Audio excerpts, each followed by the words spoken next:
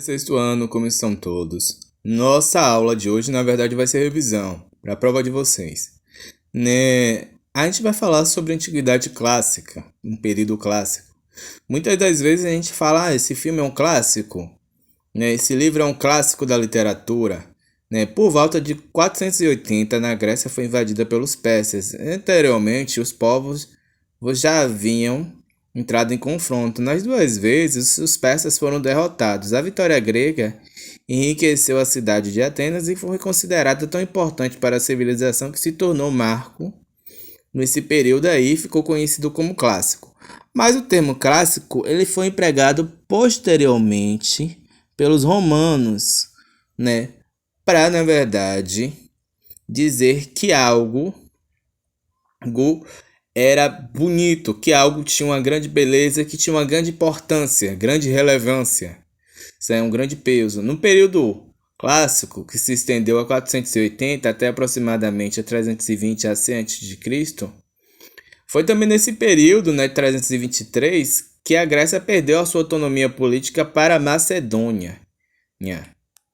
E por falar em período clássico, saindo daí dessa questão da invasão, da Macedônia, da conquista, e da perda da autonomia política dos gregos para os macedônios, vale ressaltar que muitas das edificações gregas elas tinham algo em peculiar, o que era muito comum para aquele período, que eram as colunas. E as colunas gregas elas tinham três estilos distintos, que eram as colunas dóricas, que era uma coluna canelada dividida por riscos verticais que se iniciava após o degrau sem base, sem o capitel, que é a parte superior da coluna, que não continha ornamentos.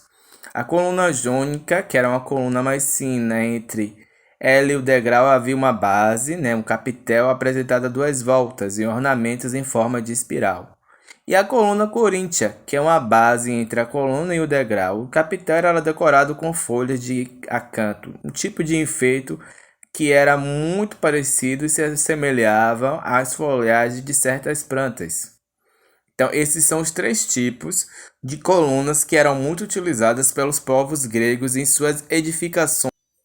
Falando nisso, né, não só, não só houve o período clássico, mas também como houve o período helênico. Esse período ele vai de 323 AC a 31 AC. Ele teve início com a vitória do rei da Macedônia, Alexandre o Grande, também conhecido como Alexandre Magno, sobre a Magna Grécia. O exército macedônio destruiu muitas das cidades gregas, mas Atenas foi preservada por Alexandre, que considerava o berço da civilização humana, a cidade de Atenas. Mesmo após a morte do rei, a dominação continuou para os povos gregos, pois a Grécia foi dividida em governada por generais e por fim pelos romanos. Nesse período surgiram os primeiros retratos da Grécia, tanto como esculturas e pinturas, E foi no período helênico que as esculturas ganharam uma grande dimensão na Grécia. Aí vocês podem ver aí uma escultura chamada de Vitória Samotrácia, mas ela está mais precisamente em Paris. Ela está no molde das esculturas gregas, apesar de estar em mármore, porque são réplicas que os romanos depois começaram a fazer em mármore. Apesar que as esculturas gregas elas eram feitas em bronze. Por falar em Grécia, vocês já foram ao teatro? Já ouviram a palavra teatro? Inclusive aqui em Salvador temos um dos maiores teatros do Nordeste, que é o Teatro Castro Alves, ou TCA, como ele é mais conhecido. O teatro, acredita-se que ele nasceu lá na Grécia Antiga. Desde o início dos primórdios, os homens tentavam, com uma forma artística, contar uma história ou narrar algum fato. Como eu falei, o teatro, muitos acreditam que ele tenha nascido na Grécia e também lá na pré-história, com tentativa das representações pelo homem. A pantomima, ela na verdade é o ato de representar sem uso de palavras, apenas com expressões faciais, gestos corporais e movimentos. O teatro grego ele influenciou muito o teatro no Ocidente, muito, muito mesmo. Né?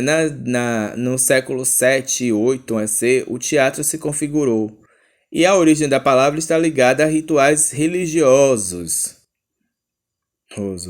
Né? O teatro, a palavra vem de teá, que quer dizer contemplação, e drama, ação. O teatro, portanto, está relacionado a esses dois atos, né? Ação e representação, contemplar. Gêneros clássicos do teatro. Um dos gêneros clássicos do teatro era as comédias e as tragédias. Eram gêneros clássicos do teatro mais antigo. Por falar nisso, né, os atores e os jogos teatrais. Os jogos teatrais, na verdade, né, eles foram desenvolvidos para que os participantes possam, né, se desenvolver enquanto atores. Então, os jogos teatrais, na verdade, nada mais é do que uma maneira, né, de comunicação que os atores tentam, assim, desenvolver uma questão maior de desenvoltura com diretor, produtor, maquiador, figurinista, porque tudo isso daí são elementos do teatro.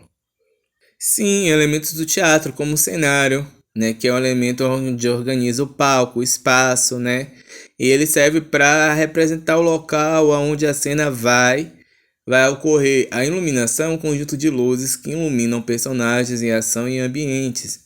Ela delimita uma área no palco e marca a divisão do tempo cronológico a qual os atores, né, têm a maior desenvoltura. A sonoplastia ou trilha sonora, na verdade, nada mais é do que um conjunto de sons ou composição que promove a ambientação ou o clima da peça. Figurino é um conjunto de roupas e adereços e acessórios que auxiliam na composição de um personagem para que ele fique mais realista possível. A maquiagem é a pintura facial ou corporal que ameniza as condições naturais da pele ou dá, né, um aspecto diferente ao ator. Inclusive, muitos atores ficam irreconhecíveis com a maquiagem. Qualquer dúvida sobre a aula é só perguntar. Tchau, tchau. Forte abraço.